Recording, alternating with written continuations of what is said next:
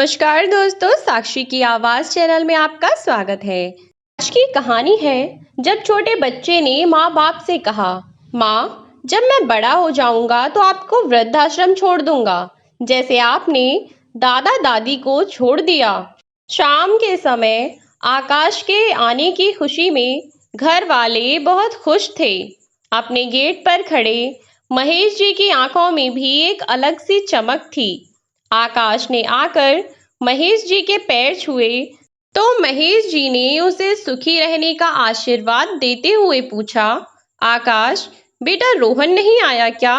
आकाश बोला, अंकल जी रोहन को इस महीने बहुत ज्यादा काम था, इसलिए नहीं आ सका। अगले महीने आएगा, आप चिंता मत कीजिए। महेश जी के आंखों की चमक जैसे गायब ही हो गई और उस खुशी की जगह दुख ने ले ली। महेश जी की आंखों से आंसू आ गए। तभी सुमन जी बाहर आईं और महेश जी को समझाती हुई बोली, आप क्यों परेशान होते हैं? शायद हमारी किस्मत में यही लिखा है। अब किस्मत का लिखा तो भोगना ही पड़ता है। जाने कितने बरस हुए रोहन को घर आए। जब से वह बड़ा अफसर बना, तब से बस 1 या 2 बार ही अपने माँ बाप का हाल जानने के लिए गांव आया होगा, वरना उसे जैसे अपने बूढ़े माँ बाप की कोई चिंता ही नहीं थी।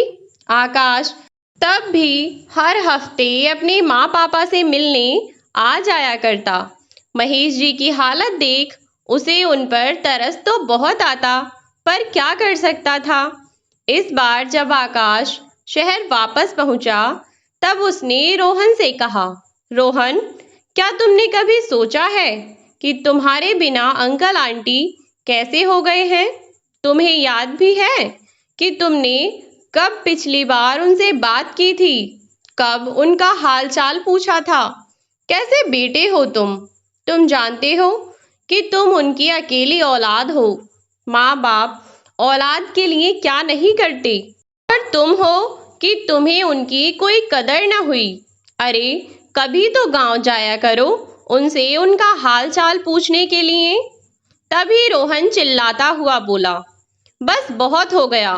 आकाश मैं कुछ कह नहीं रहा हूँ तो इसका मतलब ये नहीं है कि तू कुछ भी बोलेगा, और इतना भी मैंने बस इसलिए सुना है कि तू मेरा दोस्त है। अब जा और मुझसे ज्यादा ज्ञान मत बांट। बहुत देर से तेरे भाषण सुन रहा हूं मैं। और क्या माँ पापा रट लगा रखी है तूने। मेरे माँ बाप ने मुझे पढ़ा लिखा कर कोई एहसान नहीं किया मुझ पर, ये तो फर्ज था उनका। जब जन्म दिया तो इतना तो करना ही पड़ता उन्हें मेरे लिए।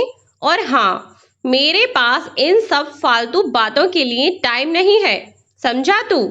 अरे यही तो टाइम है जहाँ मैं मेहनत करके कमा सकता हूँ, पैसे इकट्ठा कर सकता हूँ। और तुझे भी तो पता है, एक दिन की छुट्टी ले लूँ तो अगले दिन काम 2 गुना हो जाता है मेरे ऊपर। मेरे पास टाइम नहीं है कि मैं गांव जाऊं, माँ बाप की सेवा करूं। रोहन की सारी बातें सुनकर आकाश हैरान तो था ही, पर उसे उस पर बहुत गुस्सा आ रहा था।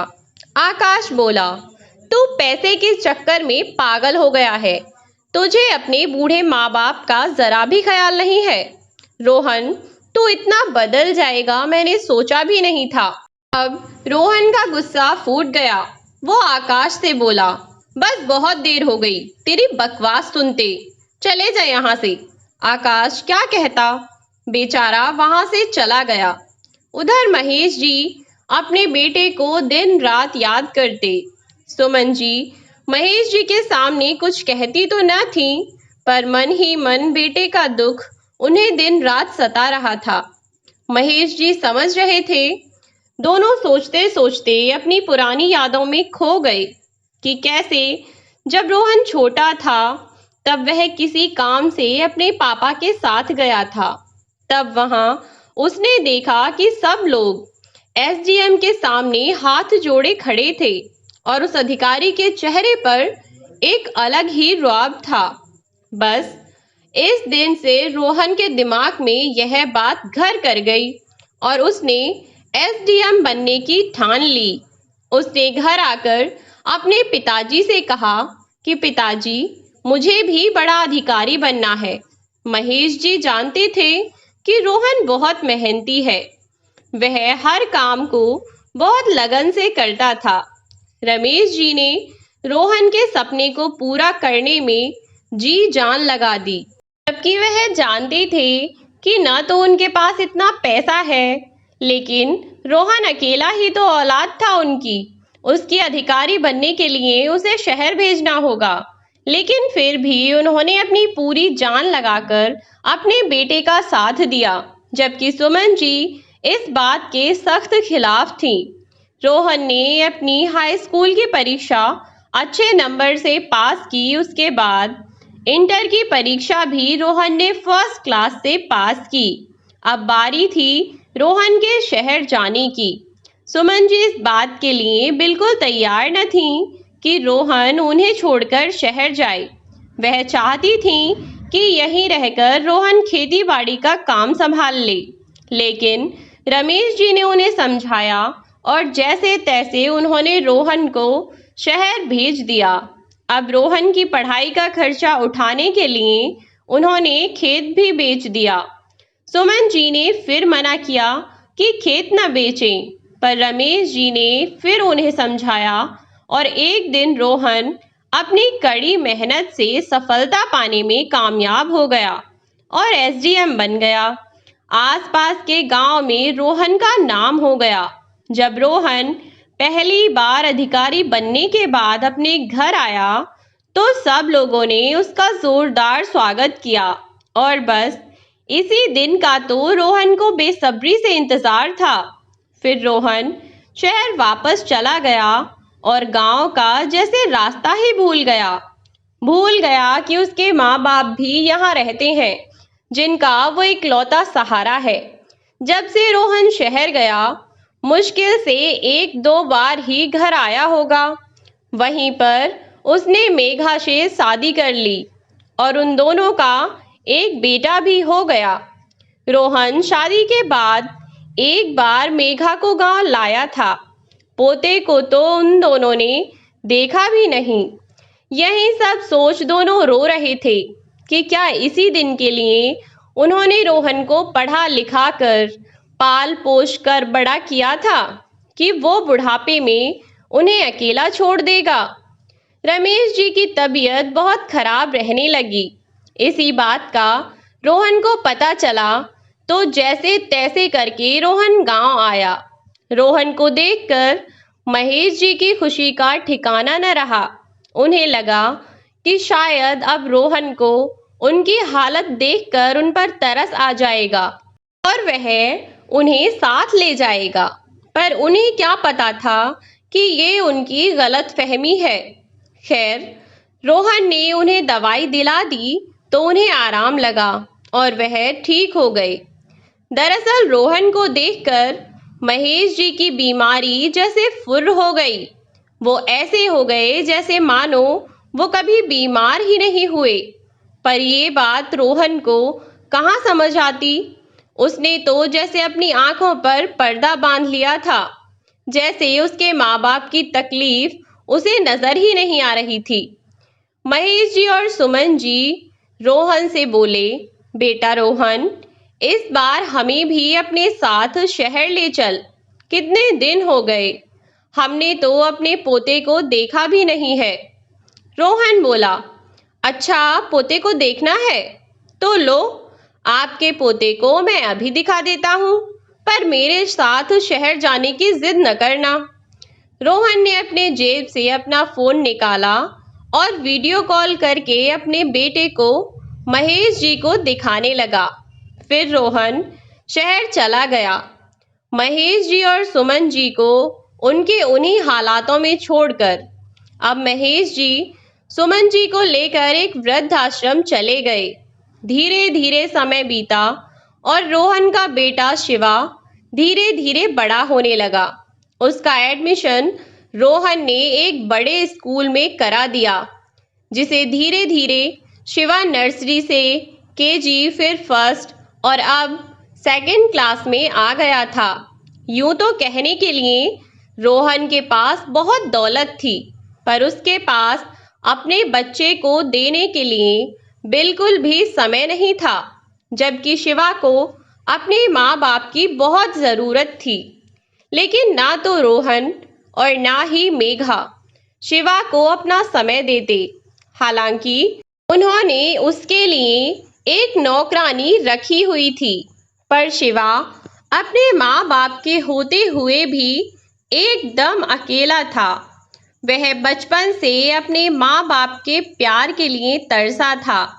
जब दूसरे बच्चे उसे अपने दादा दादी के बारे में बताते कि कैसे वह अपने दादा दादी के साथ खेलते हैं और उनके दादा दादी उन्हें कितना प्यार करते हैं, तो शिवा मन ही मन दुखी होता।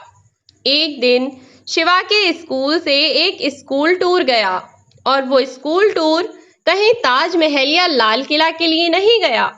स्कूल टूर गया एक वृद्ध आश्रम, क्योंकि स्कूल वाले चाहते थे कि बच्चों को अपने घर में रहने वाले बुजुर्गों से लगाव रहे। वे समझें कि घर में बुजुर्गों का होना कितना जरूरी है। अब शिवा जब वृद्धाश्रम पहुंचा तो वहां रहने वाले बुजुर्गों के साथ खेलने लगा। उसे लगा कि जैसे वो बुजुर्ग लोग उसके दोस्त हैं। रही कसर शिवा की मैडम ने पूरी कर दी। उन्होंने समझाया कि अपने घर में बुजुर्गों की कितनी देखभाल करनी चाहिए, घर में बड़े लोगों का होना कितना जरूरी है। बस फिर क्या था, जैसे कि सब जानते हैं कि छोटे बच्चे कितने मासूम होते हैं और अपने टीचर की बातों को वह कैसे दिल से लगा लेते हैं। शिवा ने भी अपनी टीचर की सारी बातों को दिल में रख लिया। अब जब शिवा घर आया तो उसने अपने माँ बाप से, अपने दादा दादी से मिलने की जिद शुरू कर दी। रोहन और मेघा दोनों हैरान थे कि अचानक शिवा को क्या हो गया है। वह क्यों अचानक अपने दादा दादी से मिलने की जिद कर रहा है। उधर शिवा अपने माँ पापा से बोला, मुझे भी मेरे दादा दादी के साथ रहना है। आप लोग उन्हें अपने साथ क्यों नहीं रखते? मोनू के दादा दादी उसके साथ रहते हैं, वे खूब मस्ती करते हैं। मेरा दादा दादी कहाँ हैं? आप दोनों ने उन्हें कहाँ छोड़ रखा है? आप उन्हें यहाँ क्यों नहीं लाते? मैं कुछ नहीं जानता, मुझे बस दादा दादी के साथ रहना है। रोहन और मेघा समझ नहीं पा रहे थे कि शिवा को हुआ क्या है।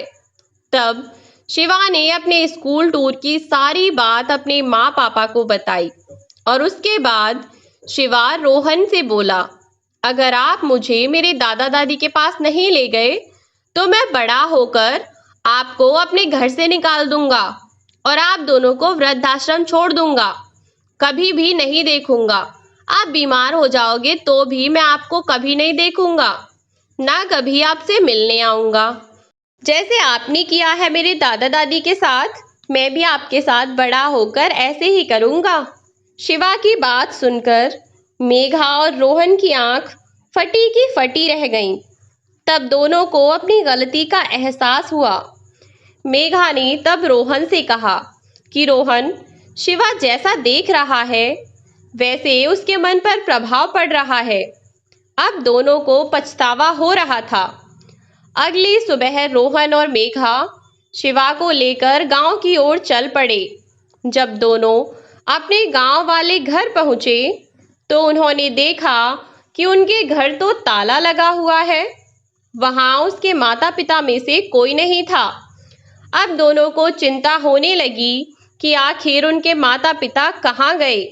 मोहल्ले पड़ोस में सबसे पूछने के बाद उन्हें पता चला कि जब रोहन उन्हें साथ न ले गया तो दोनों घर छोड़कर वृद्ध आश्रम चले गए।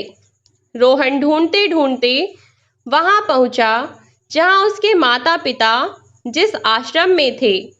महेश जी किसी सोच में डूबे सुमन जी के साथ बैठे हुए थे कि एक छोटा मासूम सा बच्चा उनके पास आकर उनकी गोदी में चढ़कर खेलने लगा। महेश जी की आंखों के सामने जैसे रोहन का बचपन का रूप घूम रहा हो, पर महेश जी कुछ समझ नहीं पा रहे थे कि यह छोटा बच्चा आखिर है कौन, कि तभी शिवा ने उन्हें दादा दादी कहकर उनके गले से चिपट गया। वे दोनों कुछ नहीं समझ पा रहे थे कि तभी छोटा शिवा उनका हाथ पकड़कर उन्हें बाहर की तरफ ले गया। और ये क्या, बाहर रोहन और मेघा को सामने देख वे दोनों चौंक गए। तभी रोहन और मेघा उन दोनों के पास आए और उनके पैरों में गिरकर उनसे माफी मांगने लगे। रोहन बोला, पिताजी मुझे माफ कर दो। मैं मानता हूँ कि मैंने बहुत गलत किया है आपके साथ, पर आगे से कोई गलती नहीं होगी। मेघा ने भी कहा, चलो ना बाबूजी, घर चलो। उन दोनों के कहने पर महेश जी पर कोई असर न हुआ। तब शिवा मासूमियत चेहरे पर लिए बोल उठा, दादाजी चलिए ना घर, मुझे आपकी बहुत याद आती है। मेरे सारे दोस्तों के दादा दादी उनके साथ खेलते हैं, मेरे सारे दोस्त मुझे चिढ़ाते हैं। यह कहते कहते शिवा रोने लगा और उसके आंसू देखकर महेश जी ने उसे गोदी में उठा लिया और उसके आंसू पोंछते हुए महेश जी की खुद की आंखें भी नम हो गईं और उसकी मासूम सी बातें सुनकर महेश जी का गुस्सा गायब हो गया। महेश जी और सुमन जी अब रोहन के साथ शहर चले गए। अब शिवा दिन रात अपने दादा दादी के साथ खेलता और खूब मस्ती करता।